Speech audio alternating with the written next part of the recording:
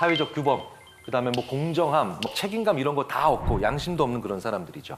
연민도 없고요, 애착도 없고. 그걸 보여주는 잃어버린 지갑 실험이라고 아주 유명한 실험이 있어요. 이제 길바닥에 누군가의 지갑이 있습니다. 누군가의 지갑이 있는데 그 지갑 안에 어떤 물건이 들어가 있어요.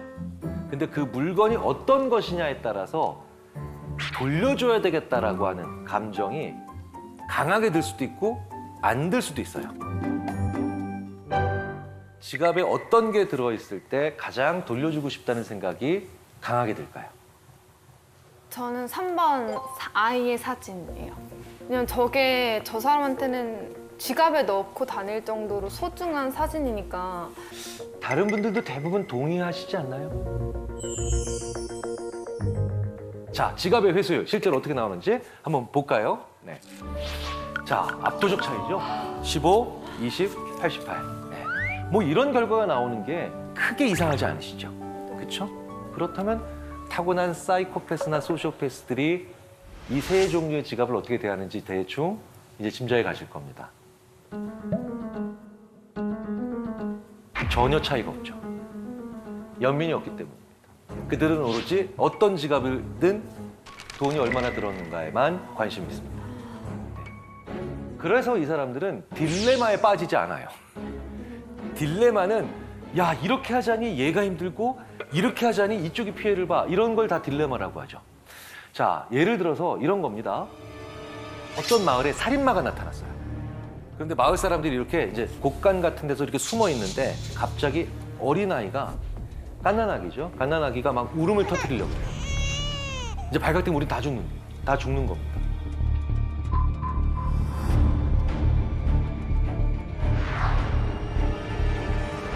자, 이런 긴박한 상황에서 정찬님 같으면 어떻게 하실 건가요?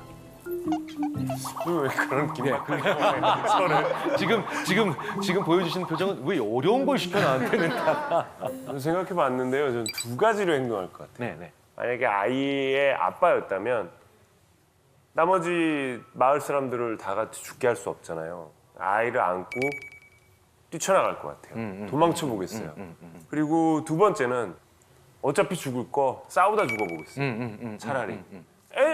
애기가 우는 걸 어떻게 뭐 할 수가 없잖아요. 그렇죠. 네. 네, 네. 그 두 가지 방법 외에는 떠오르지 않네요. 어떤 분들은 또 이렇게 얘기하세요. 어떻게든 소리가 안 나가게 막아보겠습니다. 네. 그래서 제가 그런 생각도 어떻게 하셨나 했더니 음향공학과 전공입니다. 그럴 수도 있겠구나. 네, 네, 네. 심지어 또 어떤 분들은 이러세요. 아이에게 최면을 걸어보면 안 될까요? 또 시작하고, 네. 어떻게든 아이를 죽인다로 가지 않아요. 네. 아기를 즉각적으로 죽인다는 대답을 안 하시는 분들이 정상인 거죠. 그렇죠. 하지만 사이코패스들은 애 죽여. 한 방에 나오는 거예요. 이게 합리적이다라는 것이 그래서 무서운 거예요. 대를 위해서 소를 희생시킨다? 합리적일 수 있죠. 실용적인 걸 위해서 가치를 희생시킨다? 합리적일 수도 있죠. 그런데 이들은 이렇게 약한 자나 아니면 소수를 대를 위해서 아니면 이익을 위해서 희생시키는데 제일 중요하죠. 망설임이 없다. 예. 그래서 딜레마 문제를 주고 어떤 해결책으로 가느냐를 중요하게 생각하는 게 아니에요. 그보다 더 중요한 건 얼마나 망설이고 주저하고 그리고 힘들어하는가. 자, 그런데 이 와중에 또 특이한 연구하는 분들이 많아요. 혹시 사이코패스를 겉모습으로 구별할 수 있을까요?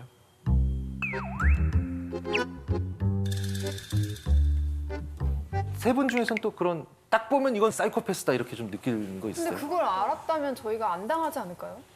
그렇네요. 명쾌하신데요? 명쾌하신데요? 우리나라에서는 네. 그 면도날 그 면도 수영할 때 네. 그걸로 몸을 자른 사람이 특히 발을 자른 사람이 사이코패스라고 생각해서 그 어떤 범죄가 있으면 경찰이 그 범인 발을 꼭 확인해요. 네, 이렇게 자기 몸을 그렇게 하는 사람 다른 사람한테도 쉽게 할 수 있다고 생각해요. 네. 그래 그 대학의 연구팀이 실제로 남성의 얼굴에 가로와 세로 가로와 세로의 비율을 비교한 겁니다. 자, 가로폭 비율이 높아요. 요럴수록 사이코패스라기보다는 사이코패시적 성향, 사이코패시 성향이 높다라는, 반사회적 성향이 높다라는 연구 결과는 꽤 안정적으로 관찰이 됩니다. 네네. 저를 보실 필요 없어요. 저는 동그란 거예요. 네네. 가로 비율이 넓은 게 아니에요. 전 동그란 거예요. 그리고 저는 살이 찐 거예요. 지름이 기본적으로 동양인들이 약간 좀 얼굴이 좀 이렇게 얘기한다 이런 거고. 그렇죠. 서양인들은 긴 편이죠. 네, 그런 네, 거 네, 치자면은 동양인들은 그럼 사이코패스 성향이 많다. 그렇죠. 이렇게 결론을 줄 수는 네, 없잖아. 되게 중요한 지적을 해주셨고요. 분명한 건 이게 왜 그런 결과가 일어나느냐. 테스토스테론의 비율이 높을수록, 농도가 높을수록 이게 옆쪽으로 좀 이렇게 가로 비율이 넓어지는 경향이 있기 때문이다 라고 얘기를 하는데, 바로 이런 연구들이 제대로 된 해석이나 아니면 설명 없이 다가오면 얼굴 넣을 때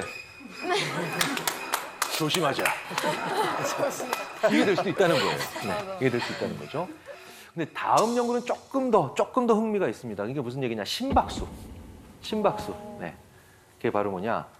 이제 닐 제이콥슨이랑 존 거트먼이라고 굉장히 유명한 또 임상심리학자가 있는데, 이 사람들이 한 연구는 굉장히 의미심장하면서도 정말 분노를 금하지 못하게 하는 그런 연구인데요.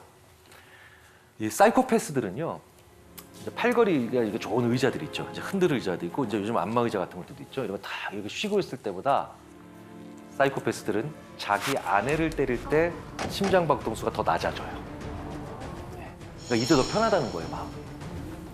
끔찍하시죠? 그러니까 오히려 폭력적인 행동을 할 때 더 기분이 좋아지는 거죠. 끔찍한 인간들. 고대 그리스로 한번 가볼까요? 그리스로 가봤는데 정말 가장 잔혹한 방법으로 사람을 처형하는 기구. 예. 어떻게 생겼는지, 이걸 팔라리스의 황소라고 합니다. 팔라리우스 황소. 팔라리스가 기원전 6세기에 제우스 신전을 지으라고 왕의 명을 받은 현장 책임자인데, 이 인간이 일꾼들을 선동해서 왕위를 찬탈했어요. 비정상적인 방법으로 정권을 잡은 사람들이 가장 자기 정권의 취약성 때문에 잔인해지죠. 그런데 이 팔라리스가 그 전에도 사람을 정말 처형을 많이 했는데, 아테네에서 굉장히 유명하고 못 만드는 게 없다라는 얘기를 듣는 과학자이자 조각가인 페릴라우스에게 절대로 나한테 대항을 못할 생각이 들 정도로 아주 충격적인 처형 기구를 만들어라. 절대로 나한테 대항을 못할 정도로. 그래 만든 겁니다. 그래서 이 페릴라우스가 노쇠로 소를 만든 겁니다. 자, 노쇠가 왜 노쇠냐? 열 전도율이 좋아요. 장기까지 다 익어버립니다. 자, 그런데 이 기구가 유난히 잔혹하다는 평가를 받은 결정적인 이유는 뭘까요? 인간이 느끼는 고통의 수치가 이 화상이나 열상이 되게 높으니까. 관련이 있죠. 그러니까 사실 이게 진짜 악의적인 건, 사실 저렇게 화형당하면 대부분 질식을 하기 때문에 일찍 의식을 잃어버려요. 그러니까 이게 질식하는 것도 막은 거예요. 네. 몸이, 그러니까 화형이나 이런 거 시킬 때는 사실 묶여 있거나 이러잖아요. 근데 저 안에서는 사실은 풀려 있는 상태에서 막 더 몸부림치고 이래서 더 잔인해서 그런가? 더 몸부림치고. 네. 그럴 수 있죠. 처형자의 비명이 계속 죽을 때까지 소 입을 통해서 나오나요? 정답. 정답. 네. 이 입에 뚫려 있는 거. 여기에 나팔이 들어가요. 진짜 최악. 나팔이 들어가서 저 사람이 지르는 소리가 저 황소의 입으로 모든 그 사형장에 있는 사람들에게 훨씬 더 크게 증폭이 됩니다. 그러니까 이 비명이 마치 소의 울음소리, 아주 절규하는 울음소리처럼 된 거죠.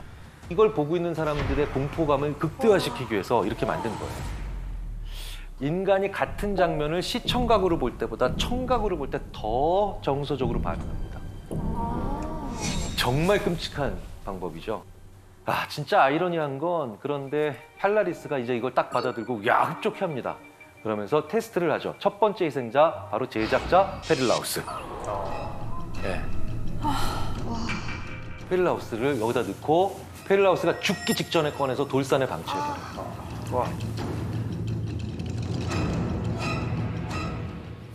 인과응보. 팔라우스도 10년이 채 지나지 않아서 실각하죠. 정권을 뺏기죠. 이렇게 나쁜 짓을 많이 했어요. 그리고 바로 저 밀스 안에서 황소 안에서 처형당합니다. 네, 인과응보죠. 인과응보. 소시오패스들은 이것보다는 더 다채로운 얼굴을 하고 있죠. 그러니까 다크나이트에 나오는 조커, 사이코패스지만 소시오패스들의 상당수는 어떤 얼굴을 하고 있냐면 이런 얼굴을 하고 있어요. 네. 사실은 이 얼굴 기억나시죠? 이거 네, 슈렉에 나오는 네, 그런 얼굴을 얼마든지 합니다. 제가 유학 시절에 제 미국 친구의 또 다른 미국 동료가 바로 이런 유형의 소시오패스인데 처음부터 굉장히 어려운 일을 많이 얘기하고 힘든 이야기를 많이 하면서 동정심을 삽니다. 근데 자기도 모르게 그래서 제 동료인 A는 그 B의 사정을 듣다가 자기 돈을 다 쓰게 돼요. 계속해서. 네. 나중에 보니까 A 집에 B가 와서 살고 있는데 우리 집은 안방을 B가 쓰고 있어요. 네. 컴퓨터도 B가 쓰고 있고 심지어는 A가 그래서 오히려 사정합니다. 집은 제발 나한테 그만 오라고. 그런데 그럴 때마다 이 B가 진짜 잘 보이는 표정이 있어요. 그게 바로 뭐냐? 지구상에서 가장 불쌍한 표정을 짓는 겁니다. 이런 경우도 소시오패스입니다. 더 중요한 건 어떤 경우든 소시오패스들은 가스라이팅을 한다는 거예요. 자, 그러면 이제 가스라이팅은 어떤 단계를 거치느냐? 바로 이런 단계죠. 첫 번째로 관계를 형성해야 되죠. 그렇죠? 밀접한 관계. 그러니까 제일 밀접한 관계. 우리 인간에게 있어서 제일 밀접한 관계가 뭐예요? 가족. 그런데 가족은 원래부터 혈연인데 혈연이 아닌데도 제일 밀접해지는 건 가족 만들기 전에 뭡니까? 연인. 연인, 부부. 네, 연인과 부부. 부부가 가장 가스라이팅이 많은 이유예요. 그러면 두 번째 반드시 꼭 하는 게 뭐냐? 아까 가스라이팅에서 나왔죠. 기억을 왜곡합니다. 그래서 한 번 어떤 실수를 하게 되면 예전 실수들이 다 같이 뛰어나오면서 넌 원래 그런 사람이야. 넌 원래 그런 사람이야. 이렇게 만들어내죠. 네. 기본적으로 여기까지 오면 사실은 말도 안 되는 얘기야라고 하면서 반박을 할 수도 많게 되지만 이 세 번째 단계까지 오게 되면은 이제는 아예 저항을 못 합니다. 그게 바로 뭐냐? 주위에 다른 사람들을 만나면 안 된다라고 계속 얘기를 하는 거죠. 그게 미니마이징이에요. 계속해서 고립시키는 겁니다. 저는 이 세 번째를 하는 군대 밖에서 군대 안에 있는 친구에게 이걸 하는 그런 사람을 만난 적이 있어요. 그러니까 무슨 얘기냐면 제가 군대에 있을 때 어떤 병사 한 친구가 갑자기 어느 날 오더니 저는 정훈 장교님이랑 이제 다시 얘기를 할 수 없습니다. 그 뭐야? 무슨 얘기야? 너랑 나랑 연애하냐? 그래서 저는 그냥 별 생각 없이 그냥 그런가 보다라고 그래 알았어 오지 마 정훈 씨래. 근데 나중에 한 2년 후에 그 친구가 우연히 저한테 이메일을 보내더라고요. 그때 정훈 장교님과 만나지 말라고 제 친구가 얘기했기 때문에 안 간 거기 때문에 죄송하게 생각한다고. 근데 그 정훈 장교님 만나지 말라고 얘기한 애가 그럼 같은 부대에 있었느냐? 아니래요. 자기 과 친구래요. 네. 그러니까 걔는 군대를 갔고 그 과 친구가 계속해서 걔네 집에 살고 있는 거예요. 걔는 군대를 갔고 그 가스라이팅이라는 친구는 그 친구를 이용하면서 계속 그 집에 살고 있었던 겁니다. 그런데 그걸 계속하는 과정에서 이 소시오패스적이고 가스라이팅하는 친구는 계속해서 자기 말을 듣게 해야 되니 제일 중요한 게 뭡니까? 주위에 다른 사람들을 만나면 안 된다라고 계속 얘기를 하는 거죠. 그게 미니마이징이에요. 어떤 식으로 됐냐면 이렇게 얘기하는 겁니다. 입영 전날에 이렇게 얘기했대요. 너 군대 가면 맞아 죽을 수 있어. 최대한 사람들에게 마음을 열지 말라고. 계속해서 고립시키는 겁니다. 마지막 단계가 있습니다. 이제 본격적으로 뭐가 시작되느냐? 무시가 들어갑니다. 근데 무시를 세게 하는 걸 우리가 보통 개무시라고 하죠. 네. 근데 정말 그런 식으로 무시합니다. 네. 옆에 그냥 물건이 있는 것처럼 무시할 때도 있고요. 근데 왜 그런지 아세요? 자, 보세요. 관계를 밀접하게 맺었죠? 기억을 왜곡시켰죠? 미니마이징 시켰으니 이제 이 사람밖에 없죠? 근데 이 사람이 무시하고 나를 사람 취급 안 하는데 어느 날 갑자기 이러다가 일로 와.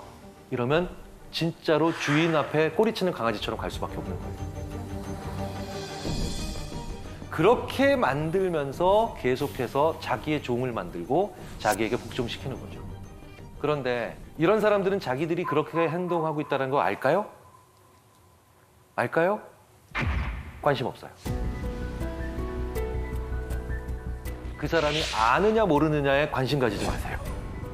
그 사람들은 그걸 아느냐 모르느냐 본인이 인식하는 거에 관심이 없다는 겁니다. 네. 그게 가장 무서운 점이에요.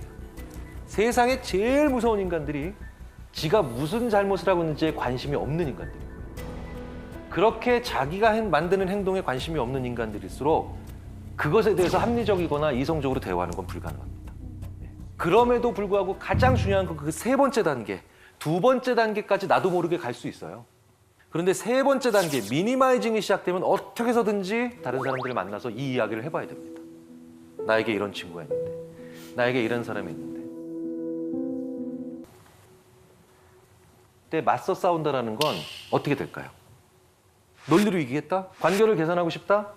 어떻게 될까요? 다 망하는 거예요.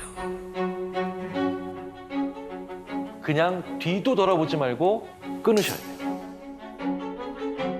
맞서서 싸우지도 마세요. 그냥 버리세요. 관계를 끊으셔야 된다는 거예요. 궁금한 게 있는데요. 많은 사람들이 가스라이팅하고 훈계, 조언의 차이를 좀 어려워하는 것 같아요. 누군가 훈계를 하는데 가스라이팅 한다고 생각할 수도 있고 반대로 생각할 수도 있고 혹시 구분하는 방법이 있을까요? 훈계는 대부분 일회성으로 그칩니다. 근데 가스라이팅은 동호 반복이 끊임없이 일어나요. 네. 그러니까 이게 뭐냐면 보통 웬만한 건요, 우리는 그 내용 위주로 전달을 할 때 한 번 내가 한 훈계는 더 이상 되도록 안 하려고 해요. 첫 번째가 바로 그렇게 동호 반복적인 현상이 있다는 거고요. 이제 두 번째로는 훈계는 대부분 그래서 어떻게 하라는 얘기가 있어요. 근데 가스라이팅은 그래서 하지 말라는 얘기를 주로 다듬고 더 많은 경우에는 그러니까 어떻게 해도 안 되니까 가만히 있으라는 얘기인 거예요.